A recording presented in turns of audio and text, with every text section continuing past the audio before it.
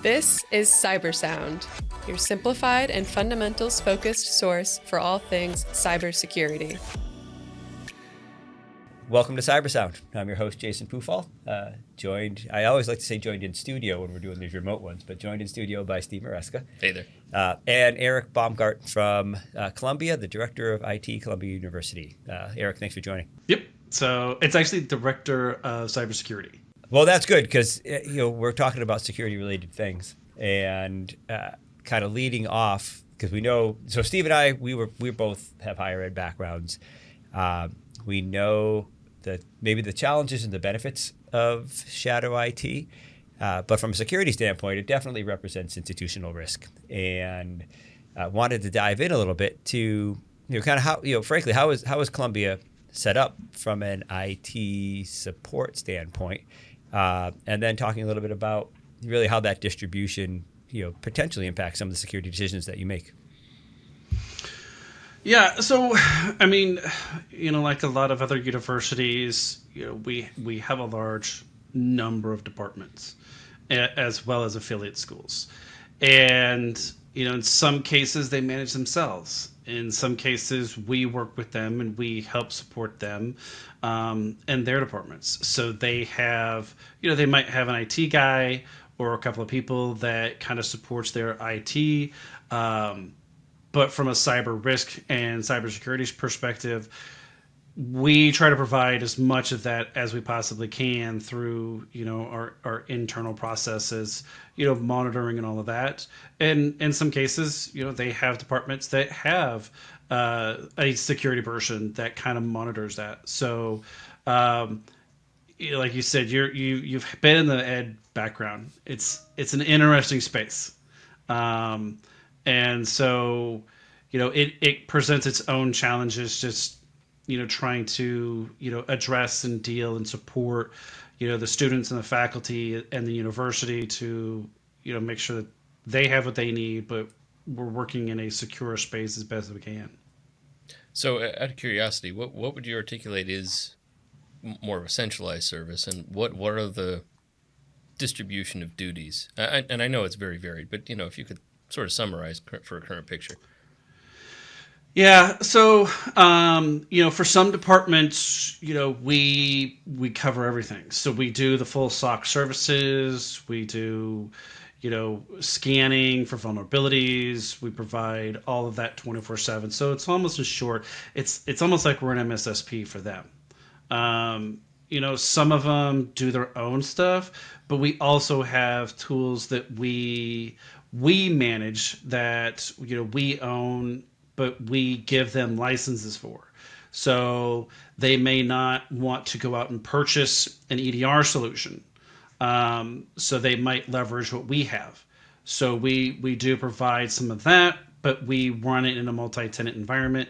And then we allow them, they have access, their IT folks have access. But if something does pop up or we do get an alert, we will follow up with them and be like, hey, did you see this? Right. Are you addressing it? Do you centralize identity? So, Active Directory for the campus or something similar, or is that distributed? No, all of the Active Directory stuff is mainly centralized. Each department kind of has their own stuff, but it is just on top of what we already have. So the university does have a central managed identity system. But in some cases like law or business, they might have additional for their own building. They might have, because in some cases we do have departments that are running on the Azure stack. And so they have licenses and they might be running stuff through Entra. They might have their own email. But a lot of that stuff is just additional on top of what we already have, on top of our own line mail, on top of our own systems that we currently have. So in an expanded kind of question down that road, where have you built deliberate enclaves? Like some of the higher ed that we work with will do so for, DoD contracts, sponsored program requirements for grants. Sometimes that's a very intentional decision in order to comply. Where's that boundary line for you? So we do have some enclaves that are managed because because of the contracts, whether we're supporting local, state government, federal contracts, whatever it might be. We do have enclaves that are within the environment, but they're segregated into a higher tier area, and those have their own set of requirements that we monitor and we manage those enclaves and access to those enclaves. So whether it's like high performance computing environments or secure data areas, those areas are intentionally managed in a specific way just to ensure that we've got the proper access as well as the proper security controls to comply with those requirements as well. Yeah, that makes sense. In terms of let's call it the softer side of IT, the governance aspects of it, it very much a shared responsibility model, very much a requirement to socialize those expectations. How are you achieving that type of balancing of roles cross department? I'm not sure you'd say it's softer, but it does have its own nuances to it. So we do have an audit department, and we work with our audit department very, very closely. Um, my background is not education. I spent 20 years in the military, and then I've been working DIB and other areas prior to coming here. So I'm used to more heavier controlled environments. Here, it's just education in general. I don't really see the same level of auditable compliances that you see other places where you have heavy PCI, heavy HIPAA, Right. heavy CMMC, all the NIST stuff, and HIPAA, high tech, high trust, SOX, all of them. It's it's not as cut and dry in the education space. So we try to leverage what we have, but we've made our environment in a way that those areas are very segregated and separated from the rest of the common activity going on in the network. So if we've got HIPAA, that is all secured in its own environment around the medical center. So they have their specific requirements, they have their specific tools. They are essentially on an island with a very tight, rope bridge to us that is very heavily monitored, because they are part of a ecosystem of not only our medical center but other medical centers here in the New York area. So they work collaboratively for them. Now, even with PCI, yes, we have PCI, but it actually never touches our network. So it in itself is another auditable area, but we don't actually directly engage with it. So we try to work off of the CMMI model and try to base a lot of our audits off of that. So our audit department, they do work hand in hand with the department heads every time it's time for your audit. And so we provide services that we have outlined, and then so when libraries or business school, they get audited, they have what they are responsible for, we have what we're responsible for, and then we go through that audit quite regularly. It's almost a continuous thing. And then even when we're doing our own audit, the larger audit, where we're doing, having a third party vendor pen test us and doing all of that and, evaluate our controls. It's a lot of work, but, we try to set the expectation and work with these departments in a way that this is a lot of what we're doing is a positive thing, because we're responsible for ensuring the safety of the students, the faculty, the data as best we can. And so when we're working with these departments, that's a lot of the message that we're trying to convey is we're here to help as much as we can. And the audit gives us an idea of how controls are laid out if we're missing an area or something that we can improve on, and then we try to work with those departments to say, hey guys, this is something, this is a, might be a heavier control than you're used to, that your students are used to, your faculty is used to, but it has a positive benefit, and we need to get your buy-in in order to do this. Right, and buy-in, I think, is when you talk about the softer side. That's Yeah. right, that's part of it, right? Yeah. Absolutely. Yeah, and that's where in higher ed often the challenge is establishing all the governance discussions and frameworks, but then to your point, Eric, right, convincing people that what you're doing is a good idea, and frankly not compelling them, which I think is probably a little bit more the background you're used to. Yeah, it's the building of consensus Yeah. and then sustainment of that activity that I mostly was And, alluding to there. and frankly, that's harder work than implementing a lot of the technical controls. But let's spend a moment on the technical controls, if that's okay, because candidly, Eric, a lot of most colleges and universities still struggle with what I perceive to be hearing here. You've already tackled in some respects: network segmentation, identity boundaries. Basic monitoring in some capacities, just having the fidelity to ensure you can say who did what and when. So from a practical sense, what have you found to be most effective in establishing those boundaries in general? Humanizing it. It's at the end of the day, we're here to help, and to make sure that students aren't getting scammed, professors and faculty they're getting scammed, and that they're, the endowments that they're being given isn't being stolen by a threat actor. And so a lot of people, and this is the biggest thing I've found, is that they just don't understand what cybersecurity is. We live in it every day. We're constantly working against these threat actors every day, but a lot of the people that, these students, these faculty, they are technical experts in their field of whatever it may be, but they don't understand that, they think at the end of the day, I've closed my laptop, I've turned off my phone, I don't have to worry about it, I'm good to go. That's not actually the case. It is a 24/7, 365 battlefield that never stops.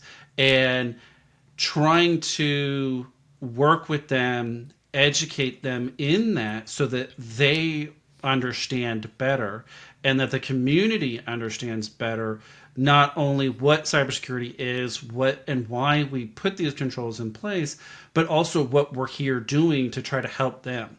And a lot of times it's, coming from military and div space, it is a completely different aspect where I'm walking around with a big stick.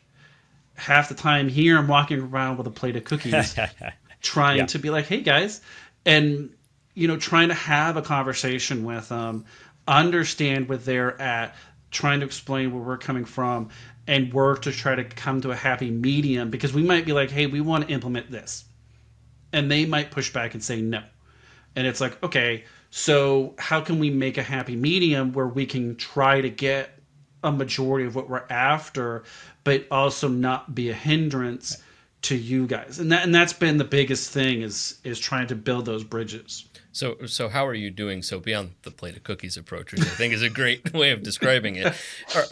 Are you establishing procurement boundaries to funnel it back towards you? I imagine to some degree, right? But how are you soliciting in a more outreach-oriented manner? So, some cases it's easy when something happens, and it has the direct impact. Those are the easy cases. When you've got the cases where it's not so direct and they're not being impacted, that's where we're looking at the control. But before we even go engage with the department or anybody, we're sitting down as a team and talking about the control. We're talking about how to implement the control, as well as the impact that control would have. And so before we even go in and have a conversation, we try to sit through every scenario. And trust me, we've got guys that have been here for 50 years that have implemented stuff that has been long deprecated. So their mindset is a little bit different. They, their peace, love, and happiness, and everybody's got it going around with a flower attitude sometimes. And so when we go and have these conversations, a lot of times it's like, yeah, it's great. We would love to do that. Sometimes it's about budget. The department's not budgeted for it. It was an unplanned. And many of these departments might have less than 1,000 machines. They might have just a couple hundred. So a lot of times we have tools that, we as a department purchase. And so we purchased 13,000 licenses. Well, I don't have 13,000 devices that I need to put it on. So when we do that, we're taking into consideration there's other departments that we're going to assist with. So there is that chargeback when we go to them and we're like, okay, guys, yeah, I get it. It's January. Fiscal year doesn't start till July for the education system. So it's an unplanned capital. So what we'll do is we'll give you guys 6 months worth of license because we're already paying for it. Front load it. And then, when it comes time for next year, you add it to your budget. We can tell you that we're going to charge you $30 for the EDR solution, and that's at cost. So it's not like we're making anything off of it. We're just trying to cover the licenses. They're happy because they're getting better coverage. They can plan ahead for the cost, and we can tell them up front exactly what it's going to cost. So it does help to have a lot of information ahead of time when we go in and talk to these guys. So you just talked about purchasing software. How about the issue with those freemium services, or in some cases, I guess what appear to be really free? People going out acquiring their own licenses, signing their own privacy statements, EULAs, all of that. Budgets have an influence over those decisions for sure. Good marketing sometimes entices people to take advantage of these services. How do you manage that? I mean, it's a growing problem. So, we kind of had one of those here recently. In no particular, it just happened to be that Dell and CrowdStrike had come up with a deal where a company buys a Dell laptop, it comes loaded with CrowdStrike. Well, it's great for Dell and CrowdStrike. Yep. But at the end of the day, they're like, oh, well, yeah, we're going to give you that first year. It's going to be free. It's going to be part of the bundle. But by the time you get to the end, it's like, okay, yeah, but when that first year is over, what is that going to cost me? Because now I have to think about that, because by the time the user gets to the end, they're going to be, oh, I love it. It was great. It really protected me. All this kinds of stuff. And it's like, who's going to pay for it? And we actually had to go round and round with Dell and CrowdStrike because different departments were buying these laptops. And it's like, no. When that time is up, it's dead. There is no ifs, ands, or buts. So we actually have to sit down with the vendor and says, no matter what happens, I don't care if Department X, if engineering department or art department or whoever purchased these, we are not responsible for this. We are not responsible for it. You will terminate them. And it's a great thing that Dell is doing this with CrowdStrike, but the problem is it puts central IT into a position where now these departments are going, oh, but I have this, and Dell or CrowdStrike's coming to us saying, well, here, you now have to pay this PO. It's like, no. And for that year, you may not have integrated into your SOC, so you don't actually have visibility. There's downstream impact beyond just the $30 it might cost to renew that. Yeah. Yep.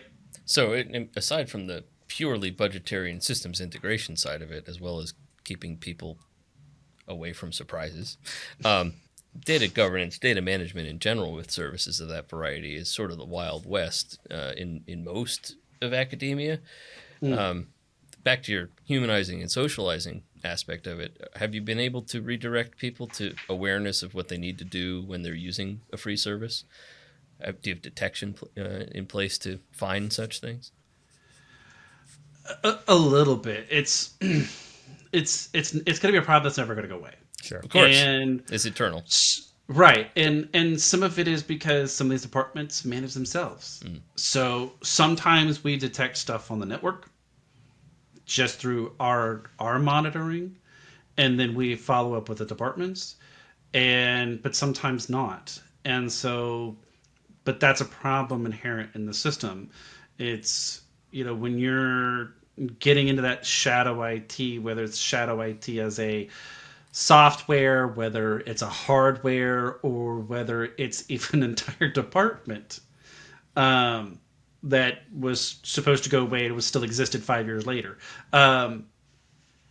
It's an ongoing problem, and you could do network monitoring, asset management if you have the overhead and the budget for it. Most universities don't. Right. Just because headcount, just because of budget constraints. Despite what the world might think, we don't have endless amounts of money, and our budgets are actually very, very thin.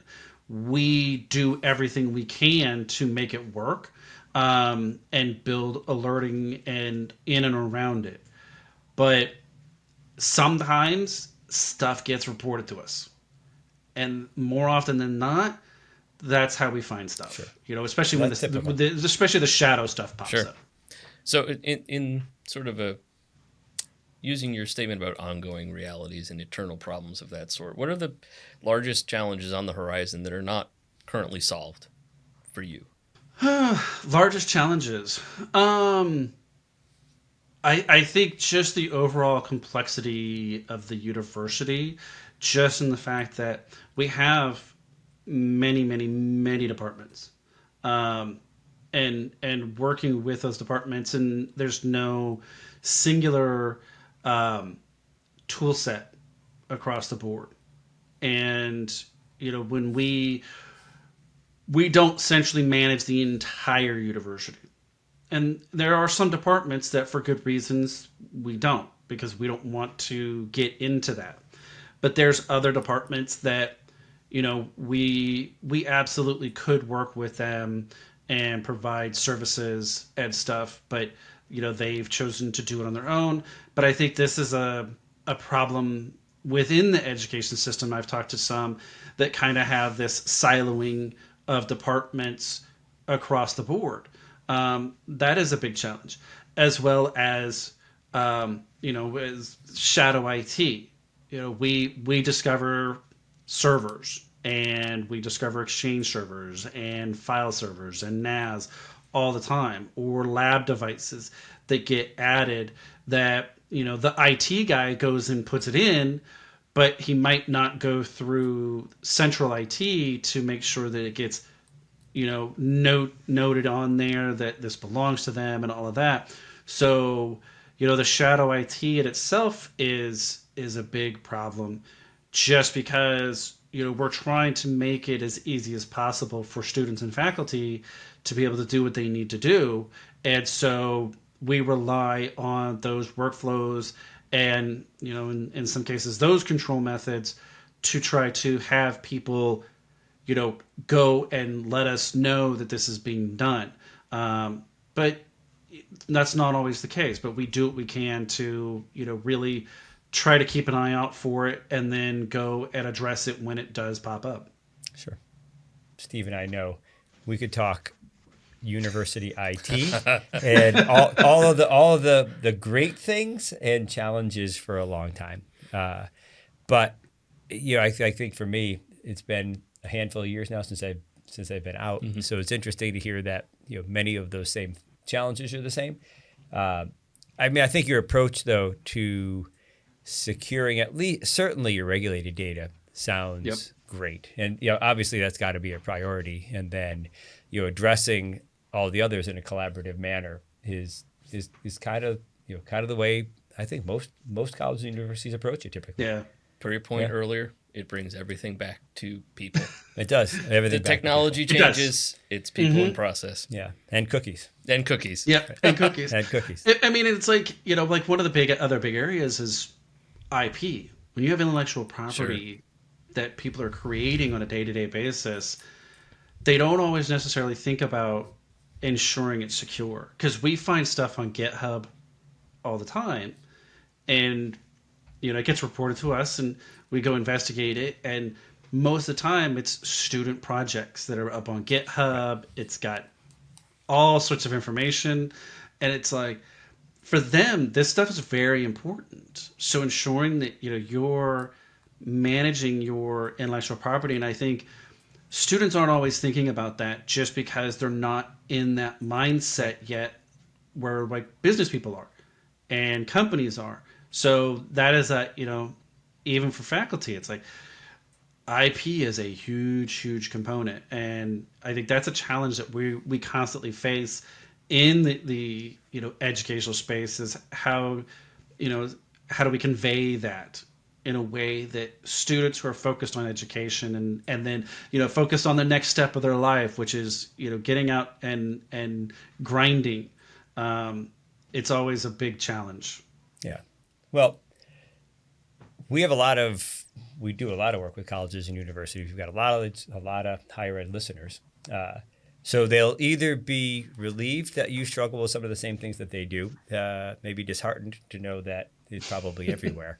But regardless, I'm sure they'll find the conversation interesting. And if we get any questions, which we often do, we'll forward them your way, and maybe we'll have some ongoing questions and conversations around this stuff. So absolutely cool. Well, hey, Eric, I appreciate you sharing a little bit about kind of how you're built and how you're tackling some of these problems. Thanks very much, guys. I appreciate it. All right. Likewise. We'd love to hear your feedback. Feel free to get in touch at Vancord on LinkedIn. And remember, stay vigilant, stay resilient. This has been CyberSound.